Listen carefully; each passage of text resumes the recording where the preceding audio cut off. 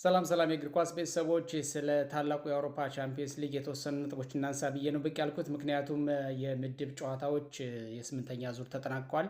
እንግዲህ በቀጥታ ወደ ቀጣዩ ዙር ያለፉትም ወይም ደግሞ ወደ ፕሌይኦፍ የጨዋታ ግዴታ ውስጥ የገቡት እንዲሁም ደግሞ ከውድድሩ ውጭ የሆኑት ክለቦች ታውቀዋል። እንግዲህ የአውሮፓ ቻምፒየንስ ሊግ እንደሚታወቀው በየሊጉ የተሻለ ደረጃን የያዙ የተሻለ አቅም ያላቸው ቲሞች የሚወዳደሩበት እንደመሆኑ መጠን በጣም ከባድ ነው። ቀላል የሚባል ፉክክር አልነበረም የታየበት።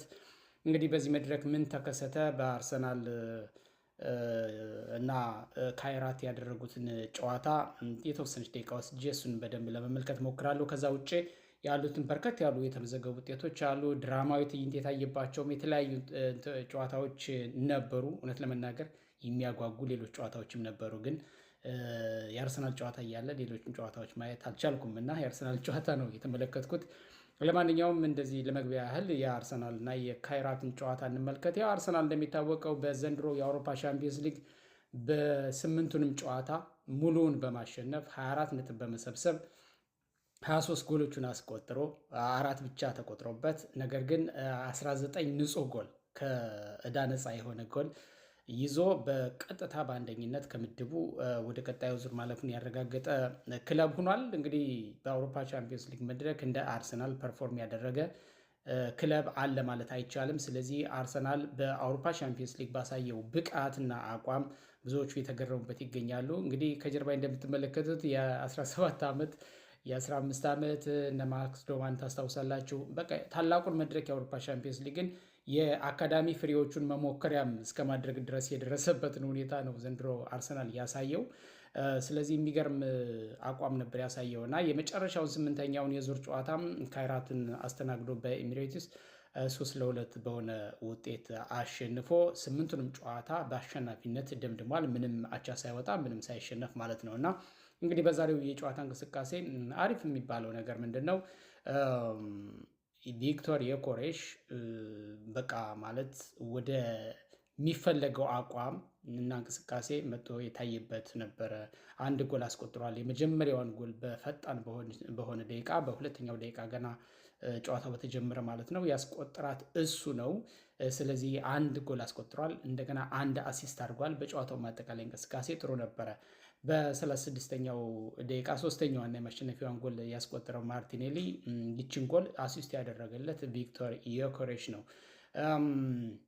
እንግዲህ ሁለተኛዋን ጎል ያው ካይ ሃቨርትዝ ከጉዳት መልስ በ15ኛው ደቂቃ ጎል አስቆጥሯል። ካይ ሃቨርትዝም ከጉዳት መልስ ጎል ማስቆጠሩ ጎሏን በጣም የምታምር ጎል ነበረች እና ጎል ማስቆጠሩ ደግሞ ብዙዎቹን አስደስቷል። እኔንም አስደስቶኛል። ሃቨርትዝ ራሱ የዮኬሬሽን ጎል አሲስት ያደረገለት እሱ ነው። ጎል ማስቆጠር ብቻ ሳይሆን አንድ አሲስት አንድ ጎል አድርገው ነው ሁለቱ የወጡት። ስለዚህ የቪክቶር ዮኬሬሽ እና የካይ ሃቨርትዝ ጥምረት አይ ቲንክ በሌሎችም የፕሪሚየር ሊግ እና መሰል በጣም ነጥብ የሚያስፈልጉት ጨዋታዎች ላይ ማይክል አርቴታ እንደሚጠቀምባቸው ተስፋ አደርጋለሁ። ምክንያቱም ጥምረታቸው ጥሩ ነበር ብሎ ማንሳት ይቻላል። በካይራት በኩል እንግዲህ ጆርጂኒዮ በፔናልቲ በተገኘች ጎል አንደኛዋን እሱን ያስቆጠረው፣ ሌላው ደግሞ ባለቀ ሰዓት ምናልባትም መዘናጋት በሚመስል ደረጃ አርሰናል ጨዋታውን እያደረገ ባለበት ሰዓት ሪካርዲኒሆ በ94ኛው ደቂቃ አልቆ በተጨመረ በአራተኛው ደቂቃ ላይ በባከነ ሰዓት ነው ያስቆጥራት። በጨዋታው አጠቃላይ 65.6 በመቶ ብልጫ ወስዶ ነው አርሰናል ይሄን ጨዋታ የተጫወተው። ወደ 25 ሙከራዎችን አድርጓል። ከዚህ ውስጥ 11ዱ ኢላማቸውን እየጠበቁ ነበሩ። በአንጻሩ ካይራቶች 34.4 በመቶ ጨዋታውን ተቆጣጥረው ነበረ። አራት ብቻ ሙከራ ያደረጉት፣ ከዚህ ውስጥ ሁለቱ ኢላማቸውን የጠበቁ ነበሩ። ስለዚህ አንዱን አስቆጥረዋል ማለት ነው። አንዱ በፔናልቲ ስለሆነ ጎል የተገኘው።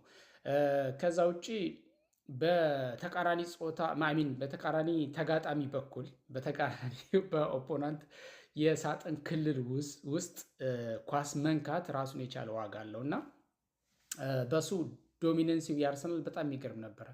60-4 ነበር ብልጫው። በተቃራኒ ማለት በካይራት የግብ ክልል ውስጥ ብዙ ኳሶችን ሲያንሸራሽሩ ነበረ አርሰናሎች እና ሞር ብልጫ ወስደው በሜዳቸውና በደጋፊያቸው ፊት እንደመጫወታቸው መጠን ጨዋታውን የበላይነት ወስደው ነበረ የተጫወቱት ብሎ ማንሳት ይቻላል። ይሄ ስታቲስቲክሱን የሚያሳየውን አይደለም ያልኩት። አርሰናል እንግዲህ በዚህ ቀደም እንደገለጽኩት 8 አሸንፎ 23 ጎሎችን አስቆጥሮ በተጋጣሚ ላይ 4 ብቻ ተቆጥሮበት 19 ንጹህ ጎል ይዞ እንግዲህ በአንደኝነት አጠናቆ ወደ ቀጣዩ ዙር አልፏል ማለት ነው እና በጣም የሚገርመው ነገር ብራድሊ ኢብራሂም የተባለ የ21 ዓመት የሴንትራል ሚድፊልደር በጣም ወጣት ያንግ ተስፈኛ ቀይሮ ሲያስገባ አይተናል። በተለይ ቤሊ ጆሴፍ የ17 ዓመቱ ነው፣ ገና የ17 ዓመት አማካይ ነው እና ጥሩ እንቅስቃሴም ሲያደርግ ነበር። እንደውም አራተኛ ጎል አስቆጥሮ አርሰናል ተሽሮበታል እና ያቺ የተሻረችዋ ጎል ላይ ተሳትፎው ይሄ ልጅ በጣም ከፍተኛ ነበረ እና 17 ዓመቱ ነው እንግዲህ በ7 ዓመቱ በ2015 የአርሰናልን አካዳሚ የተቀላቀለ ልጅ ነው። በአርሰናል አካዳሚ ቤት ያደገ ልጅ ነው እና እንደዚህ የአካዳሚ ውጤት የሆኑትን ብዙዎቹ መጥራት እንችላለን። በጣም ተስፈኛ ልጅ ነው እና እንደዚህ አይነት ተስፋዎችንም አሳይቶናል። በአውሮፓ ቻምፒየንስ ሊግ ከምንድን ነው እሱ በብቃት ከመጨረሱ ባለፈ አርሰናል እንደዚህ አይነት ተስፋዎችን አሳይቷል። ከዛ ውጭ በዛሬው የአውሮፓ ቻምፒየንስ ሊግ በጣም አስገራሚው የነበረ እና ይሄ የአርሰናል ጨዋታ ከተገባደደ በኋላ ስመለከት ሃይላይቱንም በደንብ ሳየው ቀጥታ እንደማያየት ያህል ያዝናናኝ ነገር ምንድን ነው የቤኔፊካ እና የሪያል ማድሪድ ጨዋታ ነው። ጨዋታው ያለቀው በቤኔፊካ 4-2 አሸናፊነት ነው። ሪያል ማድሪድ በቤኔፊካ 4-2 በጣም የሚገርም ነው አይደል? አይጠበቅም ይሄ። ሪያል ማድሪድ እንደምናውቀው ዘንድሮ በሊጉም ደረጃ በየትኛው መድረክ ላይ የድሮ ሪያል ማድሪድ አይደለም። እንግዲህ አሰልጣኝ በተለያየ ጊዜ እየቀያየረ ነው። በዚህ የተነሳ ያው ማድሪድ ይታወቃል፣ ውጤት ከጠፋ አይታገስም። ተጫዋችም በከፍተኛ ዝውውር ዋጋ ለማስኮብለል ሄዝቴት አያደርግም። ውጤት ከጠፋ ደግሞ አሰልጣኝ ለማባረር ለመቀየርም እንደዚሁ እና ውጤት ግን በጣም አስቸጋሪ የሆነበት ይመስላል። በነገራችን ላይ ቤኔፊካን ያው የሚያሰለጥኑት ጆዜ ሞሪኖ ናቸው። ጆዜ ሞሪኖ ደግሞ ማድሪድን ከዚህ በፊት አሰልጥነዋል እና የወጡበት መንገድ ኦፍኮርስ ብዙ ነበር የሚወራበት። ተገፍተው ነው የሚባል ነገር አለ። ያው ውጤት ሲጠፋ ስለማይታገስ ውጤታማ ነው በጣም ማለትም አይቻልም። በሳቸው ዘመን ጭፈራቸው የተለየ ነበረ። ጨዋታው ሲያልቅ ማለት ጨዋታው ሲያልቅ ሳይሆን በረኛቸው አናቶሊ ትሩቤን የሚባል በረኛ፣ ይሄ ዩክሬናዊ በረኛ ነው ወይም ግብ ጠባቂ ነው። ያው ዜግነቱ ዩክሬናዊ ነው። 1.99 ሜትር ነው የሚረዝመው። 24 ዓመቱ ነው። በጣም ያንግ ነው እና የሚገርም ነው ማለት እንደ ግብ ጠባቂ ያለው እንቅስቃሴ የሚገርም ነው። እንደገና ዛሬ ምንድን ነው ያደረገው? አራተኛዋን ጎል እሱ ያስቆጠራት ባለቀ ሰዓት ሲገኝ እየመሩ ነው። ኖርማሊ 3-2 እየመሩ ነው። ግን አንዳንዴ ቡድኖች ሲመሩ ወይም ደግሞ ተስፋ ሲቆርጡ ነው በመጨረሻ ሰዓት በረኛ ነቅሎ ሂዶ ሊያገባ የሚሞክረው።